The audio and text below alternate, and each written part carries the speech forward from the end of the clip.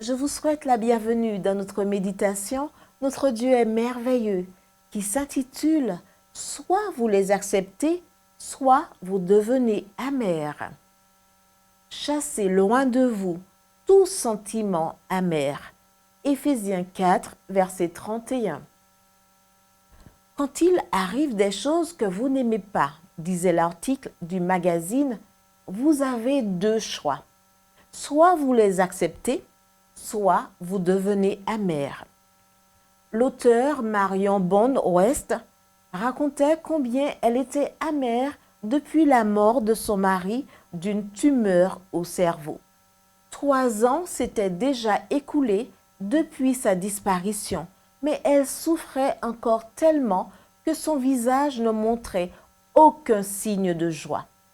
Tout cela a changé, raconte Marion, le jour où elle a décidé d'aller visiter une vieille maison qui avait toujours attiré son attention, surtout parce qu'elle était entourée d'une belle clôture en bois blanc. En arrivant, elle trouva le portail ouvert.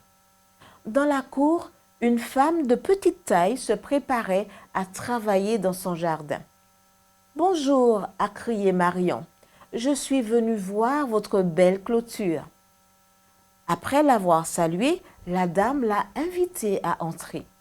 Marion ne savait pas que sa vie allait changer après cette courte conversation, surtout à cause de 2 choses qu'elle entendrait ce jour-là. La première a été d'apprendre que la dame vivait seule et qu'elle avait décidé de construire cette belle clôture, non pas tant pour son propre plaisir que pour le plaisir des gens qui passaient devant sa maison. La vieille femme lui a dit qu'en voyant la clôture, beaucoup de gens s'arrêtaient pour la contempler et d'autres osaient même entrer pour lui parler. Elle n'était donc jamais seule. La deuxième chose, c'est la réponse obtenue lorsqu'elle a demandé à la vieille femme si elle n'avait pas été amère de devoir céder une partie de sa cour pour l'élargissement de la route.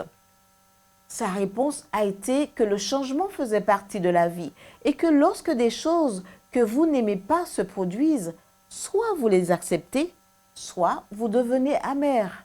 Lorsqu'après la conversation, Marion lui a dit au revoir, la gentille dame lui a dit « Revenez quand vous voulez et s'il vous plaît, quand vous partez, laissez la porte ouverte. » En rentrant chez elle en voiture, Marion a senti s'effondrer le mur de pierre qui entourait son cœur depuis quelques années. À sa place, une clôture en bois blanc avait commencé avec une porte ouverte. Y a-t-il des murs dans votre cœur qui, sans le savoir, vous tiennent éloignés des gens qui vous entourent? De l'amertume, de la tristesse, des blessures qui n'ont pas encore guéri.